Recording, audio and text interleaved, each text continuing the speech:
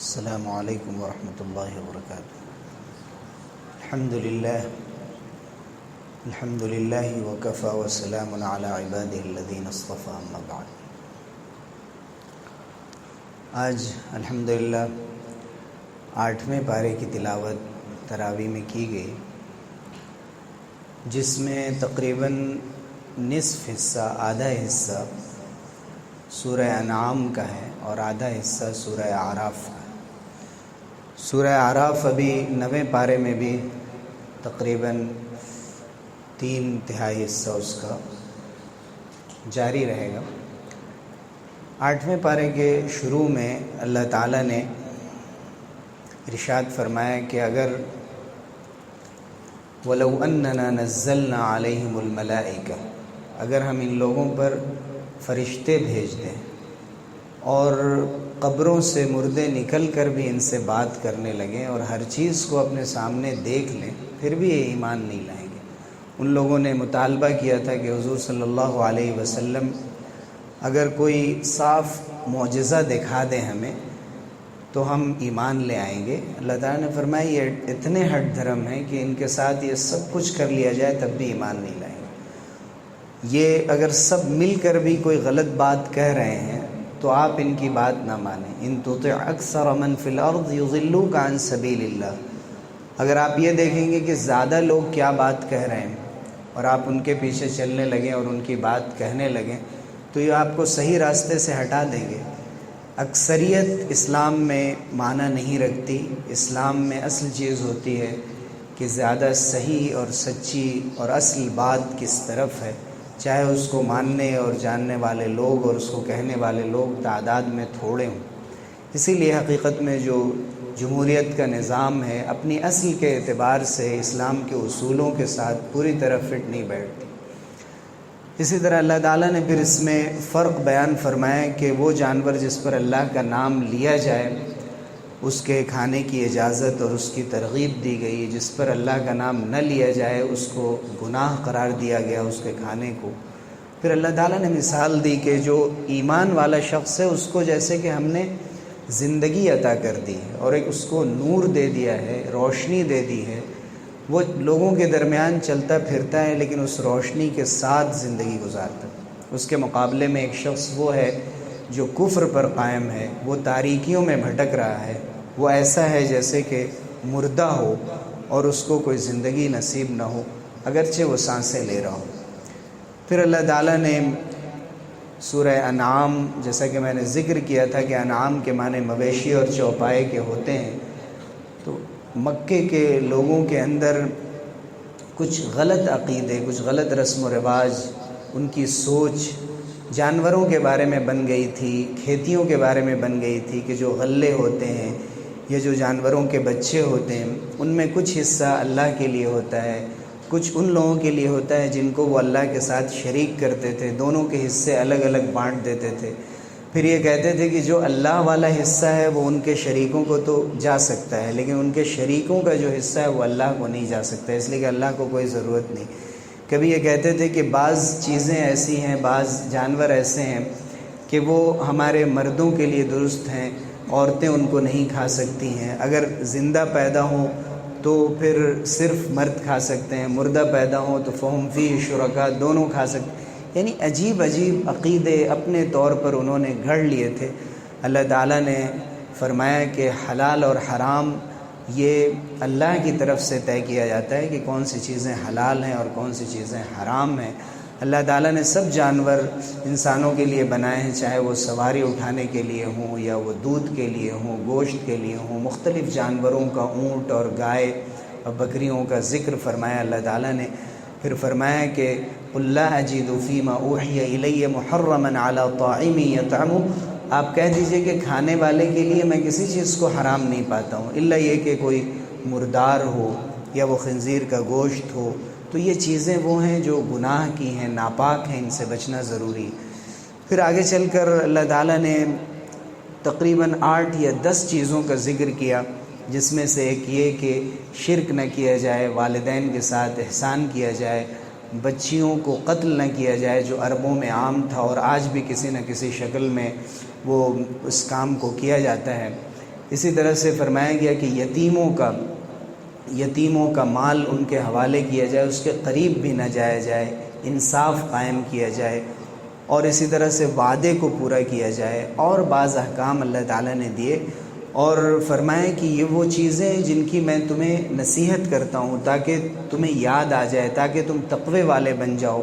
پھر فرمایا کہ یہ سیدھا راستہ ہے، اس سیدھے راستے پر چلتے رہو، مختلف ادھر ادھر کے راستوں پر مت چلو ورنہ تم سیدھے راستے سے بھٹک جاؤ گے۔ پھر فرمایا کہ آپ کہہ دیجئے کہ ان صلاتی و نسکی و محیای و مماتی للہ رب العالمین، کہ میری نماز، میری قربانی، میرا جینا، میرا مرنا سب اللہ کے لیے ہے جو سارے جہاں کا رب ہے، اس کا کوئی شریک نہیں، اسی کا مجھے حکم دیا گیا، اور میں سب سے بڑھ کر سب سے پہلے اللہ کے سامنے اپنے کو پیش کرتا ہوں اور اللہ کے حضور اپنے کو حوالے کرتا ہوں۔ یہ ایک مسلمان کے زندگی کا مقصد ہونا چاہیے، مشن ہونا چاہیے، اس کا موٹو ہونا چاہیے زندگی کا، کہ اپنے وہ سامنے لکھ کر لگا لے کہ قل ان صلاتی و نسکی و محیای و مماتی للہ رب العالمین۔ اس نظریے کے تحت، اس خیال اور اس استحضار کے ساتھ اپنی زندگی گزارے۔ اس کے بعد سورہ اعراف ہے، یہ بھی مکی سورہ ہے، یہ وہ پہلی سورہ ہے قرآن مجید میں ترتیب کے اعتبار سے جس میں چند انبیاء کے قصے بیان کیے گئے بہت مختصر طور پر، اس کی تفصیل پھر دوسری صورتوں میں کی گئی، جیسے کہ سورہ ہود میں، سورہ شعراء میں اور دوسری صورتوں میں۔ اس سورہ کے اندر شروع میں ہی اللہ تعالیٰ نے حضرت آدم علیہ السلام اور حضرت حوا کی جنت سے نکالے جانے کا ذکر فرمایا کہ شیطان نے کس طرح ان کو بہکانے کی کوشش کی، اور ایک خاص درخت کے سامنے جانے سے منع کیا گیا تھا۔ اس درخت کے سامنے ان کا جانا تھا کہ اس کے بعد ان کے بدن سے کپڑے اترنے لگے اور وہ جنت کے پتے لے کر اپنے جسم کو چھپانے لگے۔ تو ایک تو انسان کی فطرت بتائی گئی کہ انسان لباس چاہتا ہے، اور شیطان یہ چاہتا ہے کہ انسان کو بے لباس کر دے۔ پھر یہ بھی بتایا کہ حضرت آدم اور حوا سے جب یہ خطا ہو گئی تو ان کا طریقہ کیا تھا، پھر ان کا رد عمل کیا تھا، کہ انہوں نے کہا کہ اے ہمارے رب، ہم سے ظلم ہو گیا، ہم سے بڑی کوتاہی ہو گئی، اگر آپ نے ہمیں معاف نہیں کیا، ہم پر رحم نہیں کیا تو ہم بہت گھاٹا اٹھانے والوں میں ہو جائیں گے۔ ہم لوگ بھی آدم کے اولاد میں ہیں، ان کے بیٹوں میں، بیٹیوں میں ہیں، ہمارا بھی یہی وتیرہ، یہ طریقہ ہونا چاہیے کہ جب بھی کوئی غلطی ہو جائے، ربنا ظلمنا انفسنا وَإِن لَّمْ تَغْفِرْ لَنَا وَتَرْحَمْنَا لَنَكُونَنَّ مِنَ الْخَاسِرِينَ۔ پھر اللہ تعالیٰ نے 4 مرتبہ ابن آدم کو خطاب کیا، اے آدم کے بیٹو، اور ان میں سے تقریباً 3 آیتوں میں لباس کا ذکر فرمایا گیا۔ لباس کے بارے میں فرمایا گیا کہ لباس اور پوشاک ایسی چیز ہے جو انسان کے جسم کو بھی چھپاتی ہے اور اس کے ساتھ ساتھ اس کو زینت بھی بخشتی ہے، انسان لباس پہن کر خوبصورت نظر آتا ہے۔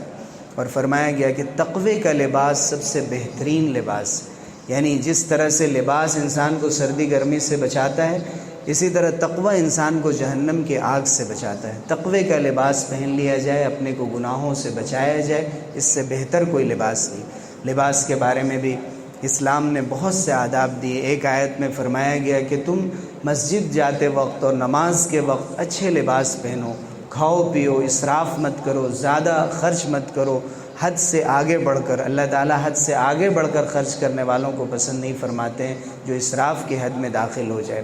لباس کے ساتھ تقوی کو جوڑ کر حضور اکرم صلی اللہ علیہ وسلم کی احادیث میں جو لباس کے آداب ذکر کیے گئے ہیں ان کو ملحوظ رکھتے ہوئے مردوں کو بھی اور خواتین کو بھی لباس پہننے چاہیے۔ اس بات کا لحاظ رکھنا چاہیے کہ جب بھی کوئی لباس پہنا جائے تو نہ ایسا ہو کہ بالکل جسم نمایاں ہو جائے، اتنا ٹائٹ کپڑا ہو، نہ وہ ایسا ٹرانسپیرنٹ ہو کہ جسم کے حصے اس میں نظر آ رہے ہوں۔ خاص طور سے خواتین کو اس بات کا لحاظ رکھنا چاہیے، نہ بالکل ادھورا اور پھٹا چٹا کپڑا ہو جو فیشن کے نام پر اختیار کر لیا جاتا ہے کہ جسم کا کچھ حصہ یہاں سے کچھ وہاں سے نظر آ رہا ہے۔ یہ ابن آدم کی شان کے خلاف ہے۔ حضرت آدم علیہ السلام جس طرح بے چین ہو گئے تھے جسم کا حصہ کھلنے پر، ایسے ہی عام انسانوں کو بھی بے چین ہونا چاہیے۔ ہم مردوں کی بھی ذمہ داری ہے کہ اپنے گھروں کے اندر سب سے پہلے تو پردے سے زیادہ، حجاب سے زیادہ اس بات کی کوشش کی جائے کہ پہلے لباس اچھے اختیار کیے جائیں، جو اسلامی لباس۔ بہت سی مرتبہ دیکھا جاتا ہے کہ خواتین سر پہ اسکارف رکھ لیتی ہیں، لیکن ان کے جسم کا جو لباس ہوتا ہے وہ ایسا ہوتا ہے جو نگاہ کو دعوت دیتا ہے کہ وہ ان کی طرف دیکھیں۔ اس لیے ضروری ہے کہ ڈھیلے ڈھالے لباس پہنے جائیں، حجاب کیا جائے، اور ہم اپنی پریکٹس میں اگر ان چیزوں کو رکھیں، کوئی ایسی طاقت نہیں ہے جو ہم سے ہماری شناخت کو چھین لے۔ اس کے ساتھ ساتھ پھر اللہ تعالیٰ نے جنت کے لوگوں کا، جہنم کے لوگوں کا ذکر کیا، جو آپس میں ان کے ڈسکشن ہوں گے۔ جنت کے لوگ کہیں گے کہ ہم تو خوش ہیں، جہنم کے لوگ کہیں گے کہ کچھ اس کی اپنی طرف سے کوئی رزق اور پانی وغیرہ ہماری طرف بھیج دو۔ کہا جائے گا اس کی کوئی گنجائش نہیں، جیسے تم نے ہمیں بھلا دیا تھا ہم نے بھی تمہیں بھلا دیا۔ پھر خاص طور سے اصحاب اعراف کا ذکر ہے۔ جنت اور جہنم کے درمیان میں ایسے لوگ ہوں گے، اصحاب اعراف، کہ جن کی نیکیاں اتنی نہیں ہوں گی کہ وہ جنت میں جا سکیں، لیکن ایسے گنہگار بھی نہیں ہوں گے کہ جہنم میں ان کو ڈال دیا جائے، اور آخر میں پھر اللہ تعالیٰ ان کو جنت میں بھیجے گا، لیکن ایک امتحان کے مرحلے سے ان کو گزارا جائے گا، ان کا بھی خاص طور سے ذکر ہے۔ پھر اللہ تعالیٰ نے اپنی قدرت کا ذکر فرمایا کہ وہی ہے جو سورج اور چاند اور ستاروں کا مالک ہے، وہی ہوائیں بھیجتا ہے جو بارش کی خوشخبری لے کر آتی ہے۔ سکھایا گیا کہ اسی سے دعا مانگی جائے، گڑ گڑاتے ہوئے، خاموش ہو کر، آہستہ آواز میں، اور دعا مانگی جائے پورے خوف کے ساتھ، اللہ کے سامنے ڈرتے ہوئے بھی اور امید رکھتے ہوئے بھی، خوفا و طمعا۔ پھر حضرت نوح، حضرت ہود، حضرت صالح اور حضرت لوط اور حضرت شعیب علیہ السلام کا تذکرہ، ان کی قوم کا تذکرہ 8ویں پارے کے اخیر میں فرمایا گیا، جس میں یہ بتایا گیا کہ کس طرح انہوں نے ہٹ دھرمیاں کی اور اپنے انبیاء کے ساتھ کس طرح انہوں نے گستاخیاں کی۔ کسی کے بارے میں فرمایا گیا کہ انہوں نے حضرت نوح سے فرمایا کہ آپ گمراہ ہیں۔ اگر حضرت نوح چاہتے تو کسی طرح بھی جواب دے سکتے تھے، لیکن حضرت نوح علیہ السلام نے فرمایا کہ میں گمراہ نہیں ہوں، یعنی بہت ہی تواضع کے ساتھ، خاکساری کے ساتھ۔ حضرت ہود کی قوم نے ان سے کہا کہ آپ بیوقوف ہیں، آپ جھوٹے ہیں۔ انہوں نے کہا کہ میرے اندر بیوقوفی نہیں ہے، میں جھوٹا نہیں ہوں، میں تمہارا خیر خواہ ہوں۔ یہ وہ انبیاء کا طریقہ تھا۔ ضرورت ہے کہ آج ہم مسلمان بحیثیت داعی اس طریقے کو اور اس اسلوب کو اختیار کریں، اور آپس میں جب ایک دوسرے سے گفتگو کریں یا کسی کو دعوت دیں تو اس حکمت کے ساتھ دعوت دینے کی کوشش کریں۔ اس میں بعض قوموں کے اوپر جو عذاب آئے، اشاروں میں ان کا بھی ذکر کیا گیا ہے۔ تفصیل سے اس عذاب کا ذکر عام طور سے سورہ ہود اور دوسری صورتوں میں آیا، انشاءاللہ وہیں ہم اس کی تفصیلات ذکر کریں گے۔ اللہ رب العزت ہمیں ان ہدایات پر عمل کی توفیق سے نوازے، آمین۔ وآخر دعوانا الحمدللہ۔